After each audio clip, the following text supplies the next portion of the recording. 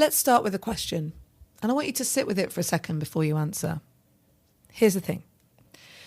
When did you last genuinely feel good about your life and then stop feeling good?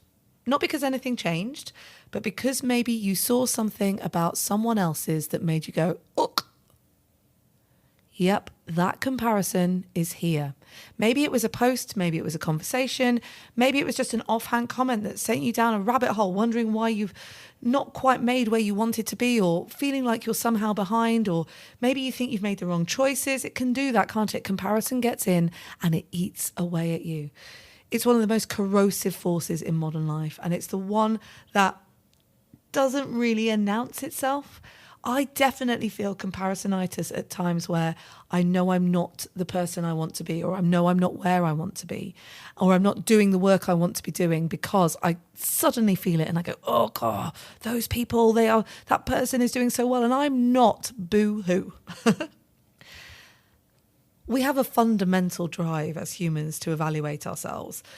And we almost always do it by looking sideways at other people. This idea came about in the 1950s by a psychologist called Leon Festinger. Now, the thing is, as we always know, the drive made sense once.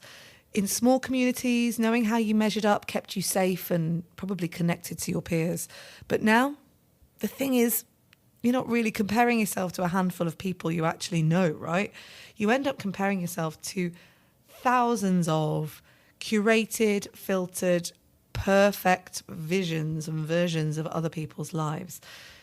And it's just there. It's so hard to escape. And here's what makes it so hard to fight. You can know all of the logic, all of the reason, intellectually, in your heart, you know better. And yet, you still feel it. And it's because we're just deeply wired to feel this level of comparison because it helped us survive at one point. It's yet another one of those things where, we're living in a world that our bodies and our brains were probably not really designed for in the first place.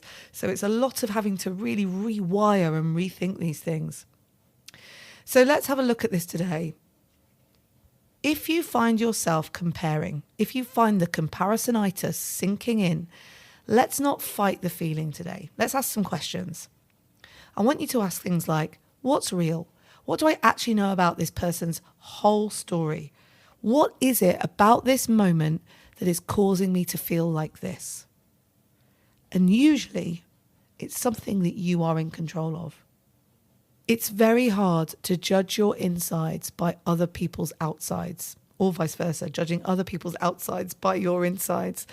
And comparisonitis can really sink in and get under your skin. But as with all these things, use it to your advantage. I'll be back tomorrow with another episode of Everyday Positivity for you. In the meantime, have a great day. And remember, you have 100% got this.